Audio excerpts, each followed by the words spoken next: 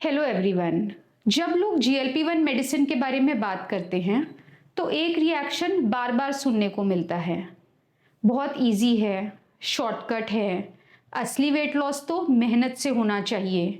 Injection लेकर weight loss करने में क्या अचीवमेंट है। और मुझे लगता है कि ये रिएक्शन दवाई के बारे में नहीं होता है। ये रिएक्शन एक पुरानी सोच के बारे में है। एक पुरानी सोच जो कहती है बॉडी बदलनी है तो उसके पीछे मेहनत दिखनी चाहिए। अगर मेहनत दिखी तो रिस्पेक्ट मिलेगी, और अगर मेहनत नहीं दिखी तो लोग अनकंफर्टेबल हो जाते हैं। और जीएलपी-1 क्या करता है, वो कुछ लोगों में इस स्ट्रगल को थोड़ा कम कर देता है। मेरे हिसाब से जीएलपी-1 सिर्फ वेट लॉस की मेडिसिन नहीं है। ये चुपचाप एक पुरानी सोच को चैलेंज कर रहा है। और वो पुरानी सोच क्या है कि पतला होना डिसिप्लिन की निशानी है, बार बार भूख लगना कैरेक्टर की बात है, वजन बढ़ा हुआ एक वीक विल पावर का साइन है, और तकलीफ से मिली हुई चीज ही कीमती होती है। तो ये जो दवाई है, ये जब इस सोच को हिला देती है तो लोग अनकंफर्टेबल हो जाते हैं। और जब लोग अनकंफर्टेबल हो जाते हैं तो उनका रिएक्शन साइंटिफिक नहीं होता है, रिएक्शन इमोशनल होता है, जजमेंटल होता है, और अक्सर समझ से ज़्यादा आदत वाला होता है। और आज मैं आपसे इसी बारे में बात करना चाहती हूँ। सबसे पहले एक सिंपल सवाल, हम इंसानों को इजी से इतना प्रॉब्लम क्यों है। हम इंसानों में एक सोच है कि मेहनत बहुत इंपॉर्टेंट एलिमेंट है। जो रात भर जाग कर पढ़ा, वाह। जिसने दर्द सहन करके भी कुछ अचीव किया, वाह। जो लंबे समय तक फाइट करके रिजल्ट लेकर आया, वाह। और इसमें कुछ गलत भी नहीं है। मेहनत की वैल्यू है, डिसिप्लिन की वैल्यू है, लगातार कोशिश की वैल्यू है। लेकिन प्रॉब्लम तब होती है जब हम मेहनत को सच्चाई का सर्टिफिकेट दे देते हैं। यानी अगर मेहनत दिखी तो असली है, और अगर मेहनत नहीं दिखी तो लोग अनकंफर्टेबल हो जाते हैं और उसको एक्सेप्ट नहीं कर पाते हैं। और ये सोच बहुत गहरी होती है। बचपन से हम सुनते आ रहे हैं, मेहनत के बिना सक्सेस नहीं मिलती है, नो पेन नो गेन। बिना स्ट्रगल के वैल्यू नहीं होती है। और जब जीएलपी-1 जैसी दवाई आकर आपकी भूख को थोड़ा शांत कर देती है, आपको पेट भरे रहने का एहसास दिलाती है, आपके दिमाग में जो खाने के थॉट्स बार बार आ रहे हैं उनको शांत कर देती है, और रिजल्ट दिखने लग जाते हैं, तो लोगों का क्विक रिएक्शन होता है, अरे इतना इजीली वेट लॉस हो गया। पर उसके पीछे की असली लाइन ये होती है, वेट लॉस इतना इजी तरीके से कैसे हो सकता है, इसमें तो मेहनत दिख ही नहीं रही है। और यही असली बात है कि लोगों की पुरानी सोच टूटने लगती है तो लोग साइंस को एक्सेप्ट नहीं कर पाते हैं। अब दूसरी इंपॉर्टेंट बात, हमने वेट को कभी भी हेल्थ के साथ इजीली नहीं जोड़ा है। हमने पतलेपन को जोड़ा है सेल्फ पावर से, डिसिप्लिन से, ऑनेस्टी से, कैरेक्टर से, और मोटापे को जोड़ा है आलस से, बार बार खाने से, लैक ऑफ विल पावर से। और ये सोच बहुत गहरी तरीके से जुड़ी हुई है। जब बॉडी साइज को कैरेक्टर के साथ जोड़ दिया जाता है तो लोग ट्रीटमेंट को सीधी नज़र से देख ही नहीं पाते हैं, क्योंकि तब लोग ये नहीं देखते हैं कि ये दवाई एक क्रॉनिक कंडीशन को ठीक कर रही है। लोग ये सोचते हैं कि अरे ऐसे कैसे हो गया, इतना इजी वेट लॉस कैसे हो सकता है। और मुझे लगता है कि ओबेसिटी को समझने में यही सबसे बड़ी गड़बड़ हुई है।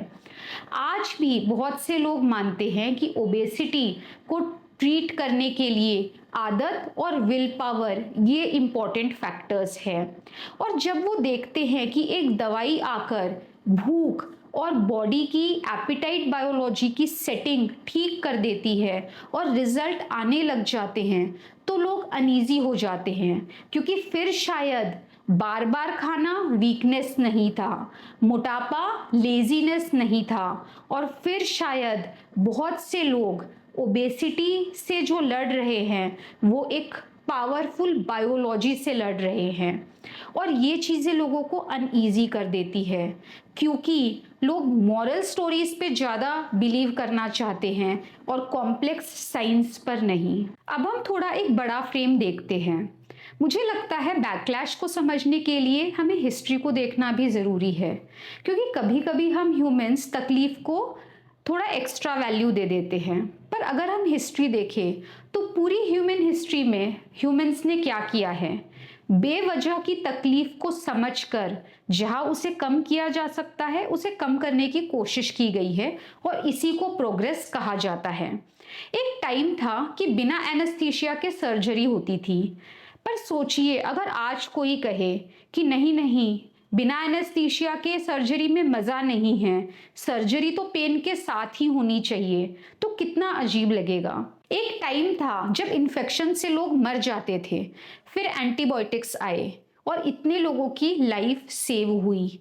सोचिए अगर आज कोई कहे नहीं नहीं, बॉडी को लड़ने दो, फाइट करने दो, नेचुरल तरीके से फाइट करने दो, तो कितना वियर्ड हो जाता है। और आज अपने आसपास अगर हम देखें, इंसुलिन हो, अस्थमा के इन्हेलर्स हो, हाइपरटेंशन की दवाई हो, डिलीवरी में पेन रिलीफ हो, हियरिंग एड्स हो, आईवीएफ हो, हर जगह ह्यूमंस ने तकलीफ को समझा और उस तकलीफ को कम करने की कोशिश की। फिर ओबेसिटी को लेकर ही लोग ऐसा क्यों बोलते हैं कि नहीं, मेहनत ज़रूरी है, तकलीफ ज़रूरी है। और ये बात आप डीपली सोचिए। अब साइकोलॉजी की लेंस से देखते हैं। पहली चीज़, मेहनत को ही वैल्यू देने की आदत। अगर एक इंसान ने लंबे समय तक स्ट्रगल किया, बार बार डाइटिंग की, क्रेविंग सहन की, गिल्ट फील किया, वेट रिगेन किया, वापस ट्राई किया और फिर वज़न कम किया, तो उसको लगता है कि मैंने ये अचीव किया है, मेहनत की वजह से अचीव किया है। और उसके बाद जब एक ऐसी दवाई आती है जो आपकी इन सब प्रॉब्लम्स को कम कर देती है, तो हर एक के मन में ये सवाल आता है कि क्या इतनी तकलीफ ज़रूरी थी। और ये क्वेश्चन माइंड को पसंद नहीं आता है। दूसरी चीज़, ये मान लेना कि अच्छा रिजल्ट सिर्फ उन्हीं को मिलना चाहिए जिन्होंने ज़्यादा मेहनत की हो। तो जब कुछ लोगों में वेट लॉस थोड़ा इजी हो जाता है तो लोगों को वो अनफेयर लगने लग जाता है। अनफेयर किस हिसाब से? साइंस के हिसाब से या ह्यूमन इमोशंस के हिसाब से? क्योंकि हर बॉडी अलग होती है, किसी में फूड सिग्नल्स अलग होते हैं, किसी में क्रेविंग्स अलग होती है, एपिटाइट बायोलॉजी अलग से वर्क कर रही होती है। कुछ लोग बिना मेहनत किए भी पतले रह जाते हैं और कुछ बहुत मेहनत करके भी अटके रह जाते हैं। पर सोसाइटी क्या करती है?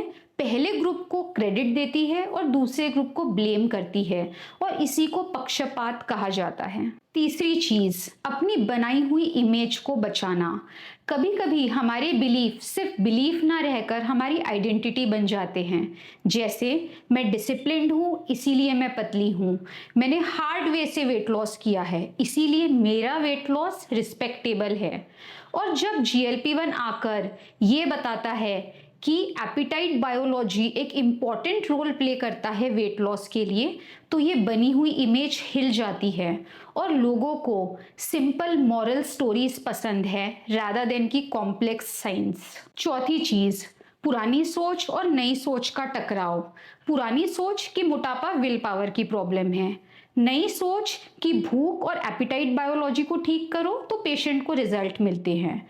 जब ये दोनों सोच टकराती हैं तो लोग अपनी पुरानी सोच को अपडेट नहीं कर पाते हैं। इस वजह से वो ट्रीटमेंट पर अटैक करते हैं, इजी है, शॉर्टकट है, नॉट वर्थ परस्यूइंग है, और यही से बैकलैश आता है। अब आते हैं एक बहुत इंपॉर्टेंट कंसेप्ट पर, फूड नॉइस। फूड नॉइस का मतलब सिर्फ पेट की भूख नहीं होता है। फूड नॉइस का मतलब होता है बार बार खाने के बारे में सोचना, खाना खाने के बाद भी क्रेविंग्स होना, इमोशनल पुल होना, रिवॉर्ड के लिए खाना, खाना खाने के बाद भी मेंटल चैन ना मिलना। कई बार ये दिमाग और बॉडी के बीच में मिली हुई जुली खींचातान होती है। तो जब GLP-1 फूड नॉइस को शांत करता है तो पेशेंट सिर्फ कम नहीं खाते हैं, वो आकर मुझे लिटरली बोलते हैं कि मैम दिमाग शांत हो गया, बार बार खाने का मन नहीं कर रहा है, अब खाने की क्रेविंग नहीं हो रही है, दिमाग बार बार फूड थॉट्स की तरफ नहीं जा रहा है।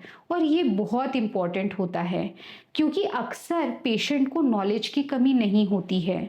ओबेस लोगों को पता होता है कि उनको क्या करना है, उनको पता होता है कि शुगर कम खानी है, वॉक करनी है, पोर्शन कंट्रोल करना है, प्रोटीन खाना है, स्लीप इम्पॉर्टेंट है, पर बायोलॉजी की वजह से वो ये सब फॉलो नहीं कर पा रहे होते हैं। तो GLP-1 क्या करता है, उनके लिए ये लाइफस्टाइल फॉलो करना पॉसिबल करता है। मैं हमेशा कहती हूँ कि GLP-1 लाइफस्टाइल को रिप्लेस नहीं करता है, ये लाइफस्टाइल को फॉलो करना पॉसिबल बनाता है। अब भी GLP-1 लेने के बाद भी प्रोटीन ज़रूरी होता है, स्लीप ज़रूरी होती है, पोर्शन कंट्रोल ज़रूरी होता है, स्ट्रेंथ ट्रेनिंग ज़रूरी होती है, पर अब पेशेंट इसको फॉलो कर पाता है और ये एक बहुत इम्पॉर्टेंट चीज़ है। एक और बात, बहुत लोगों को लगता है कि GLP-1 नेचुरल नहीं है, लेकिन नेचुरल होना इम्पॉर्टेंट होता है या इफ़ेक्टिव होना इम्पॉर्टेंट होता है। अगर हम अपने आसपास देखें तो हम इतने मेडिसिन्स ले रहे हैं, हाइपरटेंशन की मेडिसिन लेते हैं, थायराइड की मेडिसिन लेते हैं, इंसुलिन लेते हैं, अस्थमा के लिए इन्हेलर्स लेते हैं, तब तो कोई ये नहीं बोलता है कि BP नेचुरल तरीके से कम कर लो, अस्थमा के लिए इन्हेलर ना लो, नेचुरल तरीके से सांस ले लो। फिर ओबेसिटी को लेकर ही ये मॉरल कमेंट्री क्यों है? क्योंकि ओबेसिटी स्टिग्मेटाइज्ड है एज ए डिजीज। मुझे लगता है सबसे गहरी तकलीफ ये है कि अगर स्ट्रगल कम हो गई तो वैल्यू का क्या। बहुत लोग इस सोच के साथ बड़े होते हैं कि तकलीफ कमिटमेंट प्रूव करती है, डिप्राइवेशन डिसिप्लिन प्रूव करता है और हार्डशिप वर्थ प्रूव करती है। तो जब GLP-1 स्ट्रगल को कम कर देता है तो लोग सिर्फ ट्रीटमेंट को चैलेंज नहीं करते, वो रिजल्ट को भी एक्सेप्ट नहीं कर पाते हैं।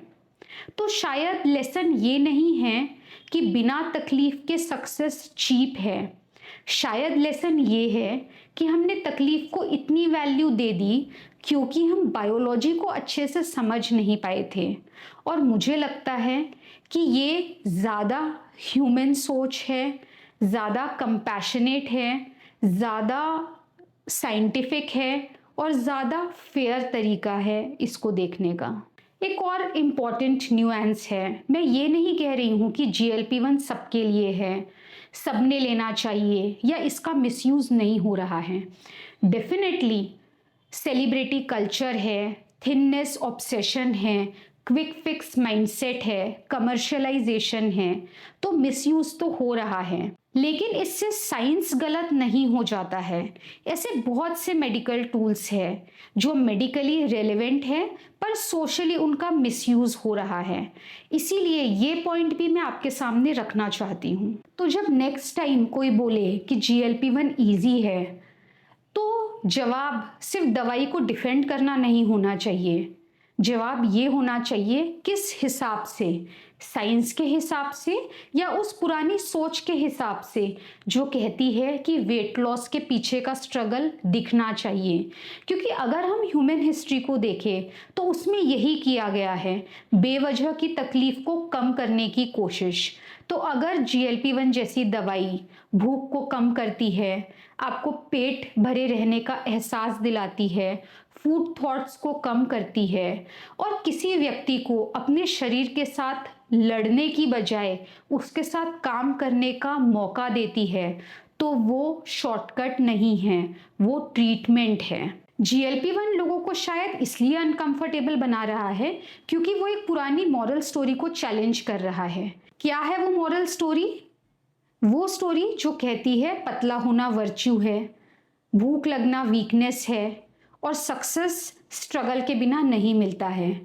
शायद ये सोच ही गलत है और असली प्रोग्रेस तब शुरू होगी जब हम स्ट्रगल की पूजा करना छोड़कर बायोलॉजी को समझने की कोशिश करेंगे।